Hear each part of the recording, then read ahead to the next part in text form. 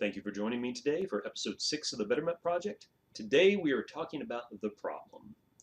What I mean by the problem is I'm trying to set up the general conditions by which not only can we have a common ethic, but we can begin to have a common understanding.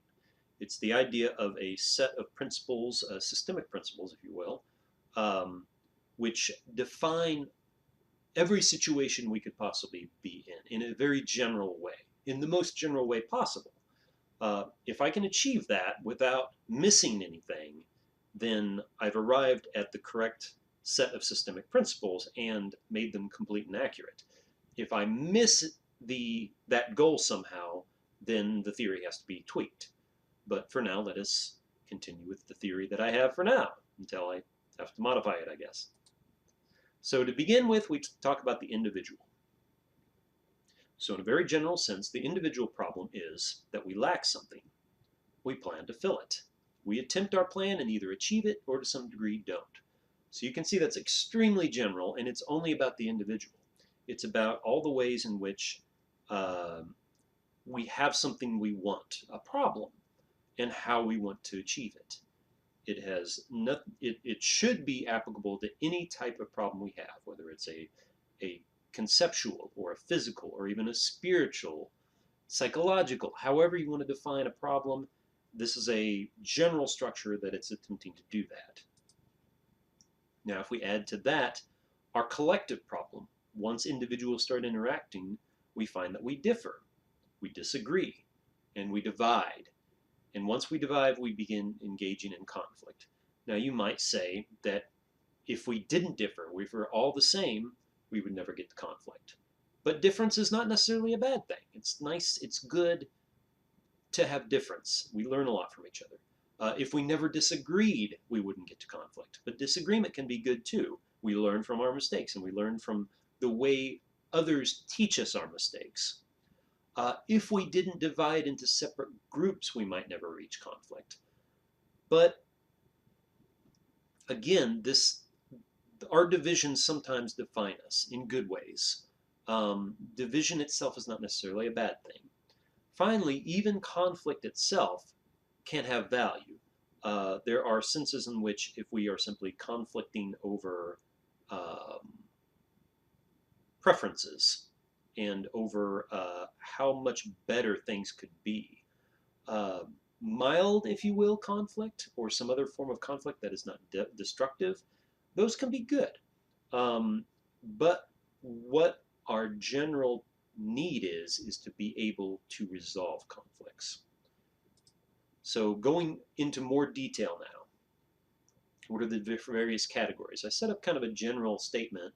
Now this is the actual categories of individuality, of an individual's problems, if you will, or what makes up the problems. Number one, we have values. Values can be anything that gives us value. Values are also valuing not having something that takes away our values. So going hungry, getting shot, having our hard work taken from us. These would all be disvalues, and we would value not having those disvalues occur to us, so to speak. Resources, of course, are just anything we physically or mentally have that allow us to achieve our values. Abilities are those abilities we have, again, physically or mentally, to use our resources so that we can achieve, again, our values. And then limitations and lacks are the ways in which our resources and our abilities are limited. Limitation is kind of I'm going to forget the term again. Limitation is a modifying category rather than resources and abilities. These are more substantial. Limitation is kind of a category of, but we don't have that much of it. So that gets into more detail about the category system than I meant to get down here, but I'll keep moving on. So those 1, 2, 3, 4, 5 categories give us opportunity and adversity. Opportunity meaning when you have values that you want to achieve, and you have the resources and the abilities, and you're not limited, that's an opportunity. If you don't happen to have any of those, including values, you may not value it. It's not an opportunity for you if you don't value it. But as long as you can achieve it, it represents an opportunity. On the other hand, if you're valuing something and you cannot achieve it, that's where our adversities come from. So again, it's a very, very general structure, but it has almost infinite significance to understanding our problems. So going back to the collective, we want our values valued as much or more than others. That's part of conflict, right? Part of difference.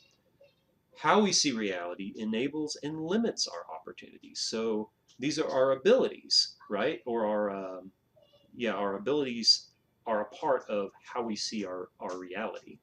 And we may underestimate ourselves or overestimate ourselves, and these have an effect on our opportunities. And these combined with the rest produces conflict. Okay, my daughter is singing. I must stop it. So, in a nutshell, what is the problem of conflict? It continues if we don't resolve it. That sounds super simplistic, but just think about that for a moment. Think about whether or not we really want our conflict to resolve or not. It sometimes appears that we do not. Um, Consider the current political landscape. How many of us are simply wanting to win the argument?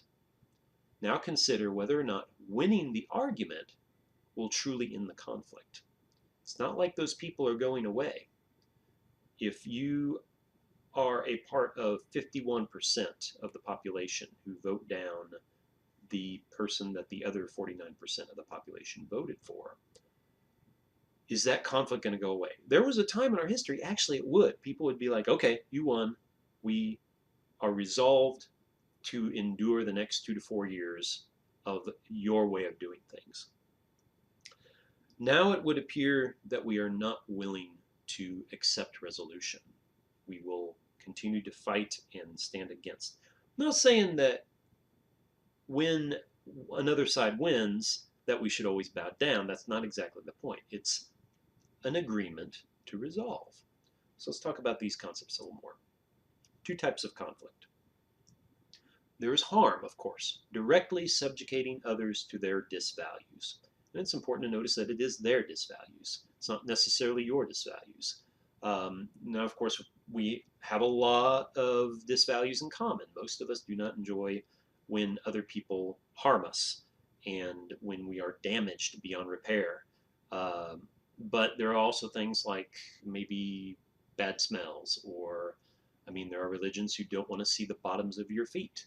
That is not my disvalue, but it is theirs. And there's something to be said about respecting that to some degree. On the other hand, there are what I'm calling binds, and these are basically threats. The reason I don't call it threats, threatening another with their disvalues, is because I think there's a lot more nuance going on than simply, when we think about somebody threatening us, we think about them holding a weapon or verbally threatening us, or we think of most systems like that. But when you think about it, binds can be our financial debt. Binds can be our relationship with our government. Our government is not necessarily trying to harm us all the time to keep us from harming others. They're trying to put us in a bind. And it's hard to call that bind a threat. That the police will come after you for thieving, that is a threat, but the term bind, I think, gets more to the point. We have these agreements we make to be bound to each other in these complex social relationships. And it's hard to call those threats when we're talking about agreements. So, although I did use the term threatening here in the slide, I mean something that is not necessarily involuntary.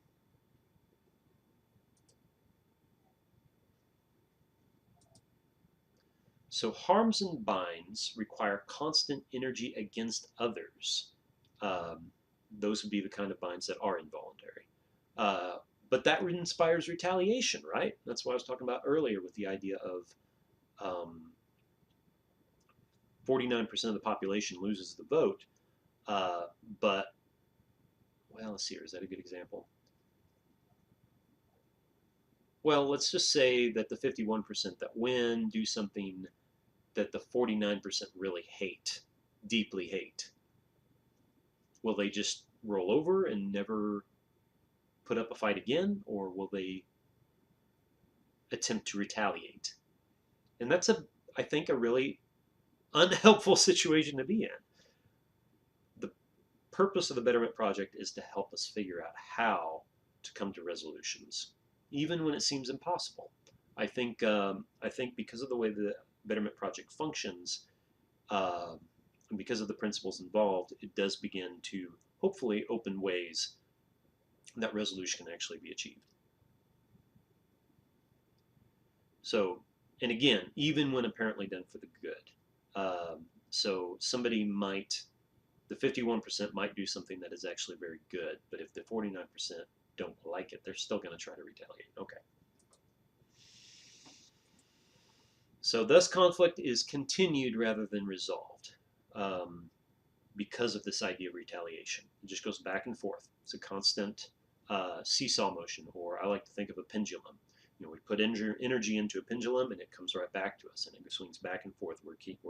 We're pushing it back and forth, or we can try to resolve the problem. So how do we resolve something? We negotiate. We find mutually agreed on terms and conditions. Now, this can mean the way we build a contract. Uh, you stay on that side, I'll stay on this side, or you get this if I get this, that kind of thing, that kind of negotiation. But we can also talk about negotiating our ideas, our beliefs. Even if you're a theist and he's a Muslim and I'm a Christian, if you're an atheist, I mean, um, we can still, in a sense, mutually agree upon certain ideas as, um, once they've been categorized, once they've been built as strenuously as possible, we can agree to see those ideas as valid. And that is, in a sense, a negotiation process. It's a critique cycle. And that's the kind of thing I'm also including under this idea of resolution. So resolution involves at least two things, two very important things. One is freedom. Uh, I'm simply speaking of the idea of living and let live, without binds and harms, freely exchanging values. So you might sense quite a bit of the free market in there, or these ideas of a capitalist society. I'm not necessarily trying to load this full of those ideas, but I do think those are ideas that are built on some pretty foundational principles. We just haven't figured out how to make them work for everybody yet. Then on the other side, there's aid. So freedom to do what you want, but then aid to freely give good, give values, without expecting return. Those are both issues involved in resolution. We often have to aid people to truly resolve a conflict. We can't simply expect everybody to bring an equal value to the table. So freedom and aid require constant energy towards improving oneself. What I mean by that is that while conflict is generally, I mean, you might be improving your ability to harm the other person or to win the argument, but freedom and aid, in an effort towards resolution, is more about improving ourselves and aiding others to improve themselves. And I believe that while conflict generally does not inspire respect, uh, this certainly does. Uh, Building one's self up, improving oneself, generally inspires respect, even among people who may disagree with you. So one aspect of all this that I haven't quite figured out or put into full context yet is the idea of posturing, uh, strength posturing. This is a sort of middle ground of respecting potential willingness to defend. I haven't. This occurred to me while I was making the slides. You know, it's kind of a male thing. I'm just trying to recognize that this is an issue that I need to fit into this framework, and I haven't quite done it yet. So posturing is something like expecting violence, or showing that you are willing to deal with violence if it comes. And that's not necessarily a bad thing, but it is integrally connected to conflict at the same time. It's an expectation of conflict. I haven't quite figured out if that's all posturing is, because I'm trying to work up these ideas of respect, mutual respect, and even virtue. This kind of, is gentleness, is grace, uh, virtues we want to include in every aspect of our lives when we're trying to deal with conflict. They certainly seem helpful, but I also need to deal with this idea of posturing. Okay, so best solution, only mutually beneficial resolutions are stable. That's individually, socially, contractually, in government, personally. Um, if everybody in a conflict comes to a point of agreeing that the resolution benefits them, the conflict ends. It actually finally ends. And that energy no longer has to be spent anymore. So that kind of resolution is the goal we will be setting in the Betterment Project for our ethics, for our, and I picture ethics as not simply this is what everybody should do, but as guidelines and as ways of building what a group, a local group, how they handle their differences. Trying to envision a system that can work uh, on any island of the United States, any island on the planet, or in colonies in space, can work a million years from now. Where when governments or societies are so different we cannot even recognize them anymore. That's the kind of bizarrely broad goal I'm aiming at right now. Again, you cannot force people to um, obey an ethic that does not benefit them. So the idea is, how do we build this structure that will allow everyone to see the benefits and to have the aid they need so that the benefits are real for them? This is the kind of idea I think we need to have as a society, as a culture, as a race, as a species, in order to survive survive as far into the future as possible. So the biggest part, I am leaving a part of this whole structure out, and that's the big project of psychology, of modeling what humanity looks like from the inside, how our minds work. I have a model I'm going to be presenting eventually, but I'm much less certain of that model than what I'm speaking of now. So I'm putting it in a different video. It happens to be more about what motivates us and how complex our motivations and values are, where they come from. So it's a different project than the general problem is, than this project of the problem is, but it will be one I'll be dealing with soon. And that's it for this video.